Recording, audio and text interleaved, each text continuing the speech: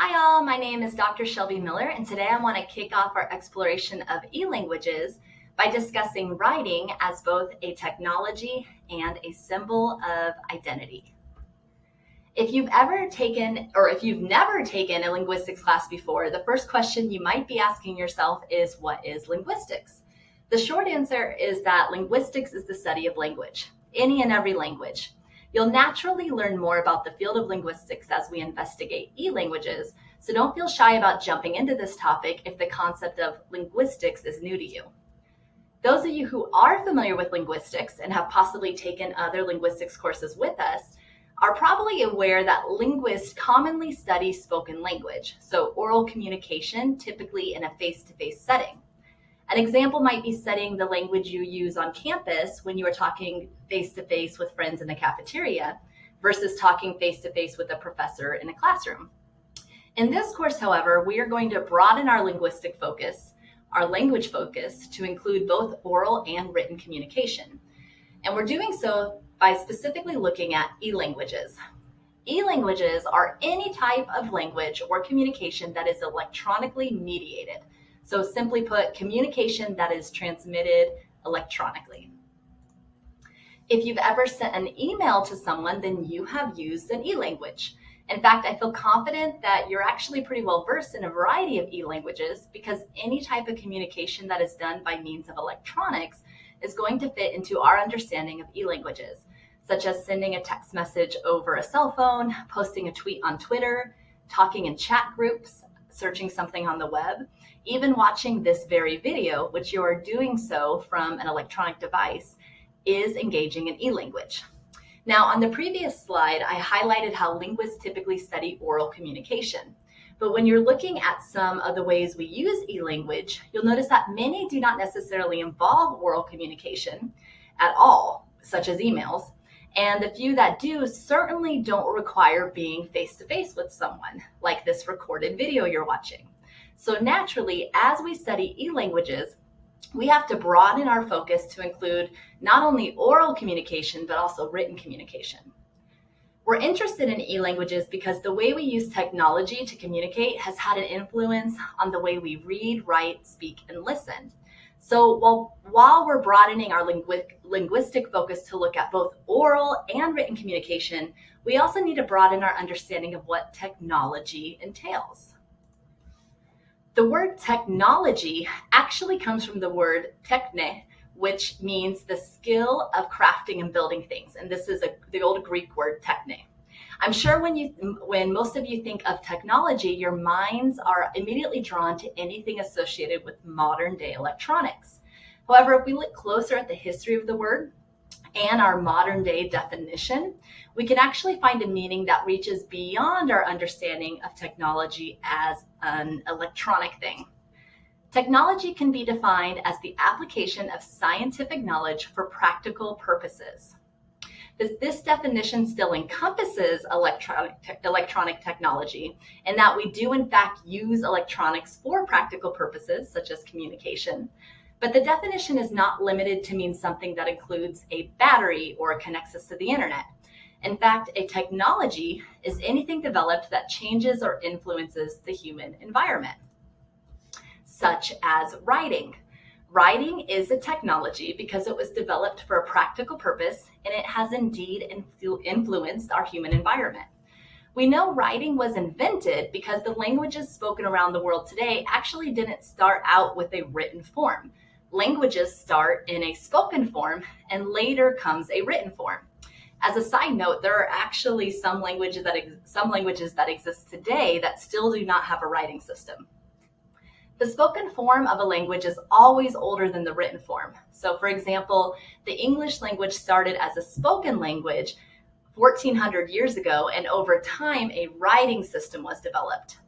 The first English dictionary wasn't even published until 1604, so over 2,000 years after people were already speaking English. And the dictionary was actually created to help standardize the writing system because up until then, the English writing system didn't have a universal code of conduct or set of writing guidelines everyone could follow. Writing was a technological invention, much like our modern day electronic devices, that has impacted our human experience.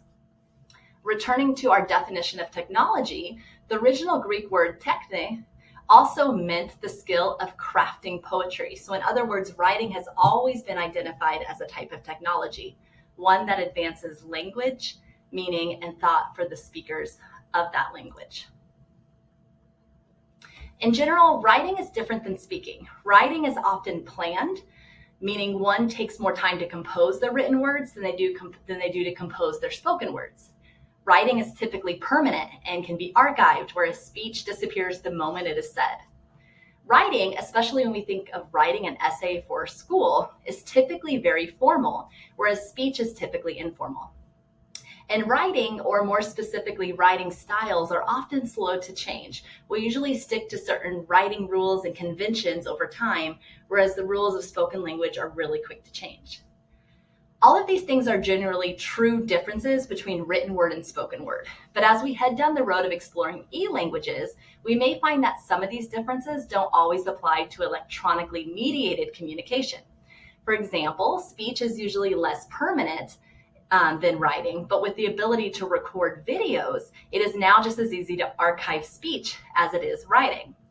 Although in general, the way we speak and the way we write are not the same, in other words, there are different rules, we may find in our exploration of e-languages that some of these rules or truths are changing. For example, we know that writing is typically a formal process compared to speech, but we also know that writing an academic essay for college follows different rules than writing a text message to a friend. We would consider the essay a formal form of writing and the text message an informal form of writing. This informal way of writing can be called textual speech, fingered speech, or textese, and we'll definitely be learning more about this concept in upcoming videos. Actually, in some ways, some informal e-languages styles are beginning to mirror patterns of speech. In speech or oral communication, it can be common to have an unfinished stream of thought, meaning we trail off at the end of a sentence and we don't finish the sentence. This speech pattern, which is typically acceptable in speech, has actually begun to surface in writing, such as in this Tumblr post, which says, "What if I had a Tumblr that was just pictures of toes? Would you guys follow that or what?" I want to ask.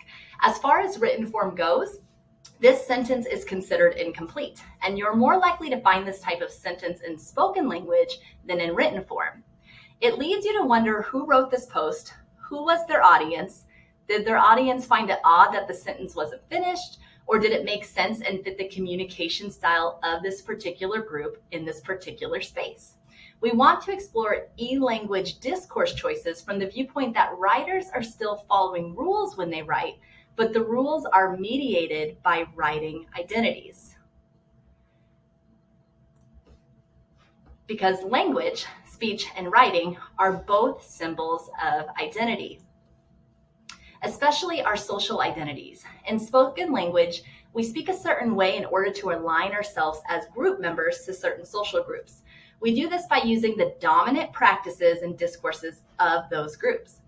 For example, with some of our groups, saying, "Hello, how are you?" is the more acceptable discourse style than "What's up, how you doing?" We may also use certain terminology to be seen as insiders of a group. I know my son always makes it a point to use words like noob, sus, and AFK when he's gaming with his friends because he wants to be perceived as an avid gamer. The social group or audience we are interacting with comes with a set of discourse rules, and we will use our language style in a way to make us perceived members of that group, to identify as someone in that community. The same concept applies to writing. Writing is an act of identity in which people align themselves with sociocultural shaped subject positions and thereby play their part in reproducing or challenging dominant practices and discourses and the values, beliefs, and interests which they embody. We will modify our writing in order to fit the dominant practices and standards of our audiences, or specifically the community in which we want to identify with. and based on the conventions of the platform we are using. This means that when we send an email, we're likely to start that email with a formal greeting like, "Hello, Dottie." But when we send a text, we can typically omit the greeting and jump straight into the message. We also want to recognize how in this definition of writing as an act of identity, people also choose to challenge dominant discourse practices. Which leads us back to our example from Tumblr, which I found in the article, "Are Incomplete Sentences the New Thing Or?" by Gretchen McCulloch. So Gretchen feels that this Tumblr post is challenging dominant writing practices with its incomplete sentence. She then says sometimes some subordinators, so in the case of this Tumblr post, the subordinate is the word or, still sound pretty terrible at the end of a fragment by anyone's standards.